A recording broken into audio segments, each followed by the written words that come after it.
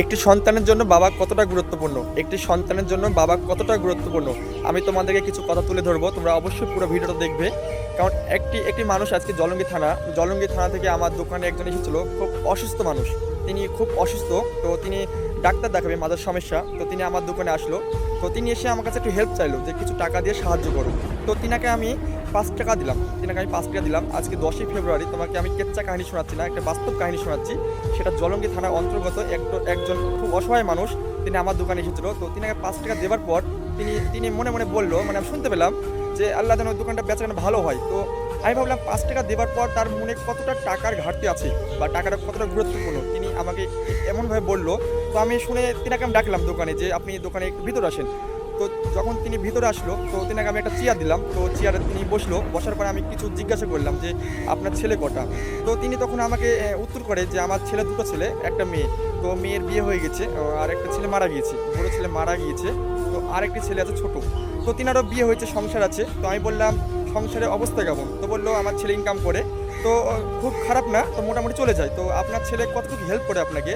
তো তিনি তখন বলে আমার ছেলে ইটভাটায় কাজ করে, তো আমাকে 10 টাকা দিয়েও হেল্প করে না। যদি 10 টাকা দিয়ে হেল্প করে, তো তিনার স্ত্রী, মানে তিনার বৌমা, তো তিনাকে খুব মানে মানে অত্যাচার করে, তার স্বামীকে খুব মানে কড়াভাবে রেখেছে। তো মানে প্রতিনিয়ত ইট, একদিনে কটা ইট কাটছি, 2 দিনে কত পিস ইট হলো, সপ্তাহে কত টাকা হলো, তিনি নাকি খাতা লিস্ট করে রাখি যে এত টাকা হয়েছে, আর এই টাকাটা তোমাকে আমাকে ওই পরের সপ্তাহে বুঝিয়ে নিতে হবে। তার স্ত্রী সব টাকা বুঝে নেয়, তার জন্য তিনার বাবাকে 10 টাকায় হেল্প করতে পারে না। আমি এতটুকুই বলতে পারি, আমি এতটুকুই বলতে চাই তোমাদেরকে এই ভিডিওটার মাধ্যমে, যে বাবা কতটা গুরুত্বপূর্ণ তোমার জীবনে। বাবা এমন একটা জিনিস, বাবা তোমার হাজার রাস্তার ভিড়ে হারিয়ে যাওয়ার পরেও বাবা ফিরে আনার মতো সামর্থ্য রাখে, বা সেটা হচ্ছে তোমার বাবা। বাবা অসুস্থ পড়লে তুমি বিপদে পড়বে, তোমার বাবার টাকা শূন্য পকেট, কোনো টাকা নাই, টাকা ভরপুর করে ম্যানেজ করাটা তোমার বাবা। তো বাবা এমন একটা জিনিস, তুমি 10 টাকায় হেল্প করতে পারছো না, সেটা হচ্ছে তোমার স্ত্রীর কারণে। আমি কিছু মেয়েদেরকে বলতে চাই, যারা এখন বিয়ে শাদী করেছো, যারা একটা সংসার করছো তোমার স্বামীকে পেয়ে। তো বাবা কি বলো তো, তিনার বাবা তোমারও বাবা আছে। তো তোমার বাবাকে যদি এমনই করে তোমার ভাইয়ের বউ, তো তোমার কি একটু খারাপ লাগবে না? কেউ তো পর না, তোমার স্বামীর বাবা যদি হয়, তোমারও তো শ্বশুর মশাই, তোমারও তো বাবা না। তো বাবার মতন দেখতে হবে। কখনোই কখনোই কাউকে আমি তোমাদেরকে একটা কথাই বলতে চাই, তোমরা যারা সংসার করছো, কিন্তু তোমার স্বামীকে তোমার হিসাব নেওয়ার অধিকার আছে, তুমি হিসাব নিবে।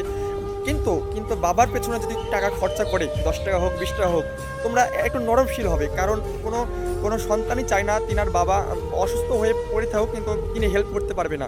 তো তোমরা যে কথাটা শুনলাম, তো কথাটা শুনে চোখ দিয়ে পানি চলে আসবে তোমার। তো তিনার কথা শুনে আমি মানে এতটাই হয়ে গেলাম যে তিনি 10 টাকা দিয়েও হেল্প করতে পারে না তিনার বৌমার জন্য। তো তোমরা একটু যারা স্বামীর বউ হয়েছো, তো তোমার বাবা আছে, ওনারও বাবা, কিন্তু এতটা জুলুম করে স্বামীকে তুমি চেপে রাখবে আর তিনার বাবাকে হেল্প করতে পারবে না। তোমরা এই বিষয়টা একটু